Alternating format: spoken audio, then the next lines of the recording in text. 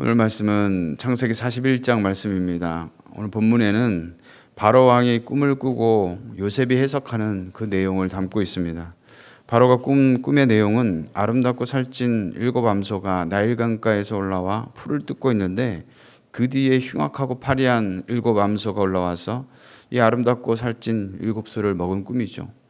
이번에는 무성하고 충실한 7이삭이 나오고 그 후에 가늘고 동풍에 마른 7이삭이 올라오더니 이 충실한 7이삭을 또 삼킨 내용이 연달아 꿈꾼 꿈이었습니다.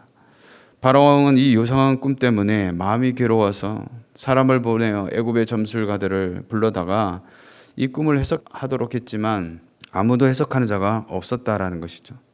이때 술 맡은 관원장이 2년 전에 감옥에서 나와 복직하기 전에 감옥에서 꿈을 꾸었는데 요셉이 해석한 대로 자신은 복직되고 떡 맡은 관원장은 매달렸음을 이 왕에게 고하였던 것이죠. 술 맡은 관원장은 요셉에게 은혜를 입었지만 2년의 시간 동안 그 사실을 잊고 지내었던 것입니다. 요셉의 입장에서는 은혜를 입은 술 맡은 관원장이 어떤 형태로든지 은혜를 갚았으면 하지 않았겠습니까? 그런데도 2년의 시간이 지나는 동안 아무런 소식이 없었던 것이죠. 그러니 요셉이라도 사람에게 가졌던 이 신락 같은 희망을 다 내려놓았을 것입니다. 사람이 아닌 하나님을 의지하고 동행하면서 2년의 시간이 지나고 있을 때에 이 술 맡은 관원장은 왕이 꾼 꿈으로 인해 자신을 복직해 한 요셉을 생각하게 된 것이죠.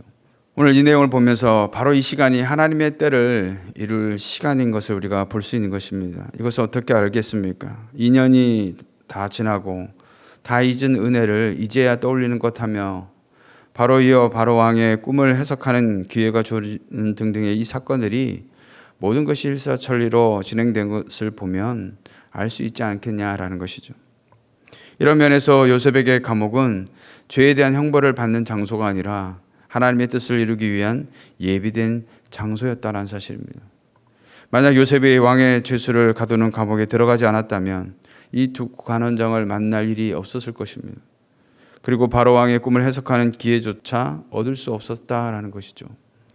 뿐만 아니라 요셉은 2년의 감옥생활 가운데 왕의 죄수들을 통해서 애굽의 정치와 경제와 또 행정 등에 대해서 다양한 정보와 지식을 습득할 수 있었고 그가 감옥을 나간 후에도 총리가 되었을 때 이 정보와 지식을 통해서 애굽을 다스리는 일에 실질적인 도움이 되었을 것이다라는 것이죠. 다시 말해 하나님께서는 바로가 꾼 꿈을 통해서 요셉이 다가올 기근을 대처할 수 있는 능력을 갖출 수 있게 하심으로 애굽뿐 아니라 인근 나라들까지도 굶주림에서 벗어나게 할 수 있도록 철저하게 준비시키신 줄로 믿습니다.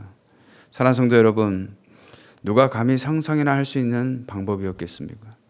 죄수들이 갇히는 감옥 안에서 무슨 선한 것이 있겠다고 감옥에 들여 보낼 수가 있겠냐라는 것이죠. 죄인으로 낙인 찍힌 죄수들이 갇혀 있는 곳이고 자칫 생명도 끝날 수 있는 최악의 환경이 아니겠습니까? 그럼에도 하나님의 뜻은 하나님께서 정하신 가장 적절한 시기에 가장 좋은 방법으로 성취되는 줄로 믿습니다. 비록 오랜 기간이 지나고 모든 상황들이 절망적으로 흘러갈지라도 하나님께서 정하신 일이라면 반드시 성취해 내신다는 사실이죠.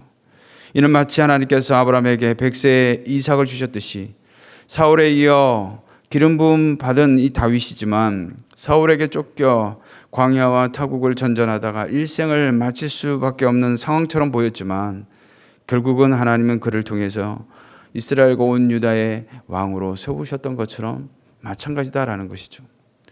그럼에도 하나님의 이런 환경 가운데서도 사람이 상상할 수 없는 방법을 통해 하나님의 역사를 이뤄가고 계신 줄로 믿습니다. 하나님이 바로에게 꿈을 주신 이유가 무엇이겠습니까? 25절에 보면 요셉이 바로에게 이르되 바로의 꿈은 하나라 하나님이 그가 하실 일을 바로에게 보이심이니이다 라고 하였습니다. 꿈에 나타난 수는 7년을 의미하는 것이죠. 좋은 소나 이삭은 7년의 풍년을 의미하고 마른 소나 이삭은 7년의 흉년을 의미하는 것이죠. 따라서 앞으로 애굽의 7년의 풍년이 온 후에 7년의 흉년이 올 것을 하나님께서 꿈을 통해 가르쳐주고 계신 것입니다. 바로가 이 꿈을 겹쳐서 꾼 것은 32절의 표현처럼 하나님이 이 일을 정하셨고 속히 행하실 것이다. 그런 의미인 것이죠. 바로는 요셉의 꿈 해석을 좋게 여기고 인장 반지를 빼어서 요셉의 손에 끼워 주었는데 이는 바로가 요셉에게 칙령을 내릴 수 있는 법적 권한을 부여한 것입니다. 또한 세마포 옷을 입혔다고 했습니다. 이 세마포는 주로 제사장이나 당시의 높은 신분의 사람들이 입었던 옷으로서 애굽에서 사제들이나 고관들만 입을 수 있었던 그런 옷이죠. 그런데 요셉이 세마포 옷을 갈아입었다는 것은 이제 더 이상 죄수의 신분이 아니라 애굽의 총리 대신으로서 그 신분이 변화되었음을 나타내주고 있는 것이죠. 이렇게 요셉을 총리로 세워 애굽을 다스리게 하여서 7년의 풍년 동안 곡식을 거둬 흉년을 대비하도록 하였던 것입니다. 감옥의 제소에서 하루아침에 애굽의 총리로 세워지기까지 말도 안 되는 한편의 드라마 같은 일들이 요셉을 통해서 하나님의 역사를 이뤄가게 하신 이유가 무엇인가라는 것이죠. 도대체 그 비결이 무엇인가라는 것입니다. 요셉은 하나님 앞에 형통의 삶을 살았다라는 것이죠. 창세기 39장에 보면 요셉에 대해 언급할 때 무려 3번이나 형통을 언급하고 있습니다. 창세기 39장 3절에 보면 그의 주인이 여호와께서 그와 함께 하심을 보며 또 여호와께서 그의 범사에 형통케 하심을 보았더라 그랬습니다. 오늘 본문 38절에도 바로가 그 신하들에게 이르되 이와 같이 하나님의 영에 감동된 사람을 우리가 어찌 찾을 수 있으리요? 라고 하였습니다. 무엇이 형통이겠습니까? 모든 것이 잘 되는 것이 형통인가?